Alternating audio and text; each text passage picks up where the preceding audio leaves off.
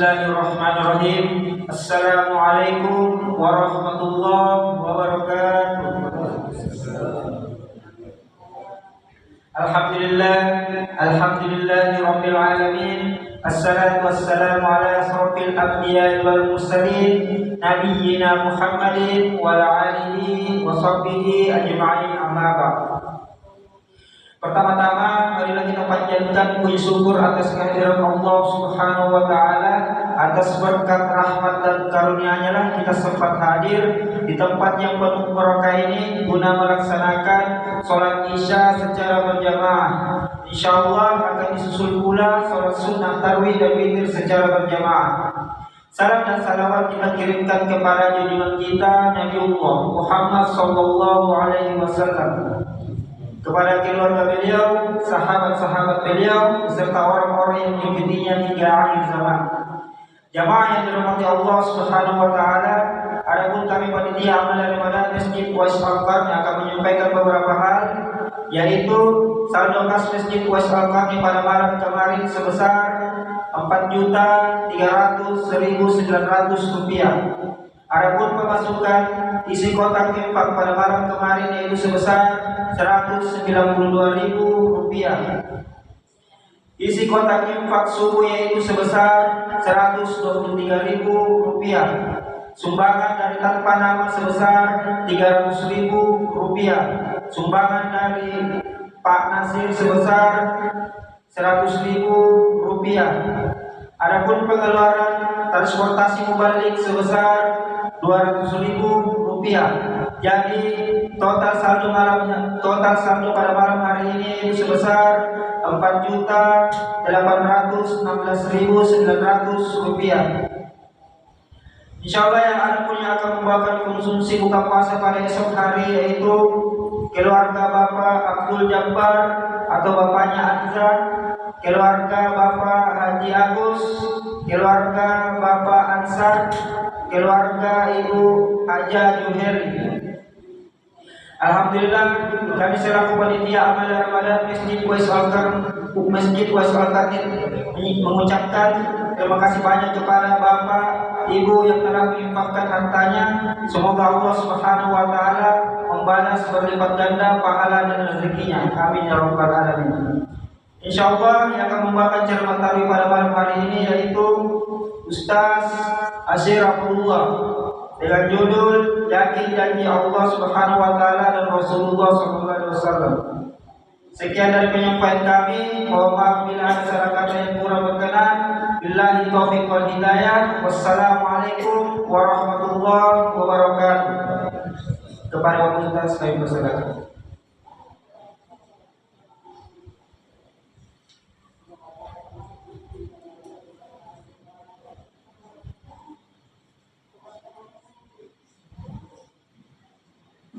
Bismillahirrahmanirrahim. Assalamualaikum warahmatullahi wabarakatuh.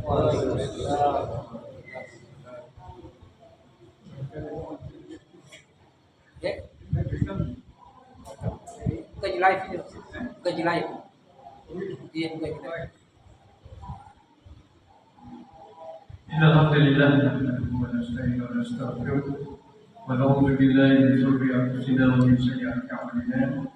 May yahdihillahu fala mudilla lahu. Asyhadu an la ilaha illallah wahdahu la syarika lahu wa asyhadu anna Muhammadan abduhu wa rasuluh. Sidang jamaah Isya dan Tarawih yang dimuliakan Allah Subhanahu wa taala, pada kesempatan yang menggembang mubarakah ini, marilah senantiasa kita memanjatkan puji syukur kepada Allah Subhanahu wa taala karena sampai hari ini kita masih diperkenankan untuk bisa terus meningkatkan ketakwaan kita, salah satunya melaksanakan ibadah puasa di bulan suci Ramadan ini. Salam dan salawat kepada junjungan kita Nabi Muhammad sallallahu alaihi wasallam, pada para keluarganya, sahabatnya, dan demikian pula kepada para pengikut setia beliau. Alhamdulillah, bahwa di penghujung bulan suci Ramadan tahun ini merupakan suatu kebahagiaan tersendiri bagi orang yang beriman karena sudah menjelang selesai mereka melaksanakan salat yang ibadah yang sangat dinanti-nantikan dalam setiap tahunnya, yaitu bulan suci Ramadan, karena di dalamnya berbagai macam hikmah yang terkandung di bulan suci Ramadan, antara lain penyucian diri kita. Ya. Jadi 11 bulan ini melakukan banyak hal, tercampur yang hak dan yang batil. Nah, bulan Ramadan ini kita diberikan kesempatan oleh Allah Subhanahu wa taala karena iman dan mengharapkan pahala. Mudah-mudahan Allah mengangkat semua keburukan-keburukan melalui dosa itu dan menggantikan dengan berbagai kebahagiaan yang kita kalau pentingnya adalah kemuliaan sebagai orang yang bertakwa kepada Allah Subhanahu wa taala. Masyaallah Ramadan iman muhtisaban lahu ma taqaddama min dhanbi. Barang siapa yang berpuasa di bulan suci Ramadan karena iman dan mengharapkan pahala dari Allah Subhanahu wa taala, maka dosa-dosanya yang terdahulu dihapuskan oleh Allah Subhanahu. Ini yang menjadi harapan buat kita, bahwa tidak ada satupun makhluk di permukaan bumi ini dapat mengampunkan dosa-dosa kita selain Allah yang kuasa, Allah yang maha rahman rahim, Allah yang maha pengampun, yang dapat menghapuskan seluruh dosa-dosa setiap insan manusia. Saya kembali bahwa kita malam ini akan coba membahas secara singkat tentang keyakinan kita terhadap janji Allah Subhanahu wa taala dan Rasulullah sallallahu alaihi wasallam. Satu yang barangkali kita memiliki kekuatan di dalam melaksanakan ibadah sesuai dengan apa yang disyariatkan oleh Allah Subhanahu wa taala, fondasinya iman. Nah, terkadang iman naik dan turun. Nah, persoalannya sekarang, kalau kita berbicara tentang iman itu tentu bicara tentang hati, ya. Makin jernih, makin bening hati seseorang, maka imannya itu akan ditambahkan terus oleh Allah Subhanahu wa taala sehingga nampak kelihatan bahwa pelaksanaan ibadah itu bukan menjadi masalah. Kita melihat banyak saudara kita di bulan suci Ramadan yang disiapkan berbagai pahala di dalamnya Allah Subhanahu wa taala melalui para malaikat ini, tapi kelihatannya bulan suci Ramadan pada 10 malam atau 10 awal, ya, itu kelihatannya begitu orang mengejar keberkahan, ya, sampai salat sunat juga kadang-kadang mereka bersaing dengan teman-teman yang lain untuk bisa lebih dahulu lebih awal untuk berada di masjid, hanya sekedar mendapatkan tempat dalam rangka melaksanakan salat sunat. Salat sunatnya saja, karena banyak janji di dalamnya oleh Allah Subhanahu wa taala bahwa setiap orang yang melaksanakan salat sunat di bulan suci Ramadan ini sudah dijelaskan barangkali nilai pahalanya sama dengan salat fardu, dan kemudian salat fardu itu tidak ada batasnya. Ada yang katakan 70, 700, 1000 dan seterusnya. Karena itu merupakan penilaian yang terkait dengan ibadah di dalam bulan suci Ramadan ini. Itu Allah sendiri yang mengawasinya, lalu kemudian Dia, Allah Subhanahu wa taala, yang memberikan langsung pahalanya dan pengawasan Allah Subhanahu wa taala. Sidang jamaah Isya dan Tarawih yang dimuliakan Allah Subhanahu wa taala. Pertanyaannya bahwa mengapa sampai iman kita ini terkadang naik dan turun? Ini persoalan keduniaan. Kita berada pada suatu kondisi di mana semua fakta terkait dengan keindahan itu antara gerakan mata dan hati, gerakan mata dan pikiran itu tertangkap dengan jelas. Tapi ketika berbicara tentang iman, ini sesuatu yang harus dipercaya tanpa terlihat fakta. Ya. Jadi abstrak, ada tapi tidak nampak. Sementara dunia yang di hadapan Allah Subhanahu wa taala ini merupakan sesuatu yang sangat tidak bermanfaat. Malah ada hadis mengatakan bahwa sesungguhnya dunia itu masih lebih baik sayap seekor nyamuk dibandingkan dengan dunia segala isinya itu. Tapi kenapa manusia? Ya itulah, karena kita berada dalam kondisi yang fana, yang semua serba angan-angan. Di dalam salah satu hadis yang diriwayatkan oleh Imam Tsoban radhiyallahu anhu, bahwa Rasulullah pernah bersabda, bercerita tentang keadaan dunia ini, bahwa di masa akan datang, di zaman yang akan datang, Rasulullah mengatakan bahwa sesungguhnya umat Islam akan lemah. Lalu kemudian para sahabat mengatakan, apa jumlahnya karena sedikit? Tapi Rasulullah kembali menjelaskan bahwa sesungguhnya umat Islam di zaman akan datang memiliki jumlah yang secara kuantitas begitu banyak, tapi secara kualitas ibaratkan busa di laut yang ketika dilepaskan terburai, tidak memiliki kekuatan, sehingga menjadi bulan-bulanan bangsa lain untuk menggerogoti umat Islam ini yang dianggap sebagai makanan yang lezat. Lalu kemudian para sahabat menyatakan bahwa apa yang menyebabkan? Rasulullah spontan mengatakan bahwa itu karena akhwan, ya, al-wahd. Para sahabat mengatakan apa akhwan itu? Rupanya akhwan itu mencintai dunia dan takut mati. Ini yang barangkali kita sekarang menghadapi era perkembangan yang begitu maju, teknologi yang begitu maju, tapi iman kita merosot. Ada ketergantungan antara teknologi dengan kebutuhan umat manusia. Tergeser keimanan yang harusnya menggantungkan kepada Allah Samad, bahwa Allah itu tempat menggantungkan segala apa yang kita butuhkan, sudah bergeser. Teknologi yang menjadi seakan-akan Tuhan. Ini cinta dunia dan takut mati. Di hadis yang lain mengatakan bahwa periode 100 tahun, ya, periode 100 tahun ini diriwayatkan oleh Imam Abu Hurairah bahwa ada perubahan umat Islam ini akan diperbarui setiap 100 tahun. Ya. Jadi ada apa namanya, istilahnya menjadi ya, para pembaharu. Jadi setiap 100 tahun ada perubahan.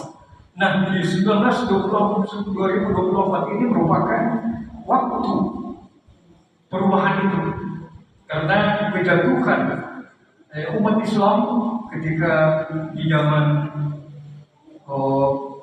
pemerintahan di Turki yang lalu itu 1924 jatuh, ya. Sekarang 2024 saatnya, mudah-mudahan dalam waktu cepat janji Allah ini akan dibuktikan, karena sesungguhnya janji Allah tidaklah pernah meleset dari apa yang telah diucapkan oleh nabinya. Dan ini nabi yang pernah menjelaskan. Hadis ini diriwayatkan Imam Abu Dawud. Dikatakan di dalam Al-Quran surat Al-Rum ayat 6, A'udzubillahi minasyaitonir rajim. Wa'adallahi la yukhliqullahu wa'adahu walakinna aktsaran nasi la ya'lamun. Dan itulah janji Allah. Allah tidak akan menyalahi janjinya, tapi kebanyakan manusia tidak mengerti. Inilah ketidakpahaman kita, karena ketika kita dirundung dengan satu masalah, lepas ingatan kita pada Allah Subhanahu wa Ta'ala, sebagian orang melarikan mencari solusi kepada orang-orang pintar dan lain sebagainya. Padahal sesungguhnya ketika ada musibah yang menimpa kita, ini perlu menjadi muhasabah bahwa tidak mungkin satu musibah itu didatangkan karena ada sebabnya, ya. Harus ada sebabnya. Nah, sebabnya ada kecenderungan bahwa manusia itu yang melakukan satu kesalahan, lalu kemudian musibah pun tertimpa padanya. Allah Maha Pengasih, Maha Penyayang. Dia tidak akan membuat ciptaannya menjadi bulan-bulanan akibat pembukaannya. Dan sesungguhnya tangan-tangan manusia yang merusak, sehingga rusaklah lingkungannya, rusaklah nilai-nilai kemanusiaan itu. Sidang jamaah Isya dan Tarawih yang dimuliakan Allah Subhanahu wa Ta'ala. Jadi inilah yang merupakan janji-janji Allah yang tidak pernah tergeserkan.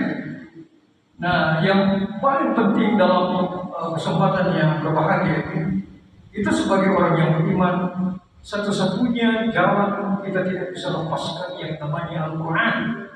Karena ini merupakan wahyu, mukjizat yang terdokumentasi sejak Nabiullah Muhammad SAW 1400 tahun kurang lebih yang lalu. Itu diwahyukan melalui malaikat Jibril, kemudian disampaikan, terus kemudian tersusun menjadi satu kitab. Ini tidak akan ada perubahan di dalamnya. Nah, ketika orang-orang yang selalu bersama dengan Al-Quran, maka petunjuk satu demi satu akan datang kepadanya, sehingga dia tidak tersesat. Karena sesungguhnya dunia ini merupakan suatu tempat yang gelap gulita, dapat diterangi dan kita bisa mendapatkan jalan sesuai dengan Allah Subhanahu Wa Taala. Karena penerangan Al-Quran itu, kita tidak akan tersesat. Dikatakan syahrul Ramadan allazi fihi Quran hudan linnas wa bainatin minal huda wal furqan. Jadi bulan Ramadan ini ya, yang pada kesempatan seperti sekarang ini, waktunya Al-Quran diturunkan yang lalu. Kemudian itu sebagai petunjuk bagi manusia dan penjelasan-penjelasannya yang mengenai petunjuk itu. Kemudian Allah akan menurunkan pembeda antara hak yang batil.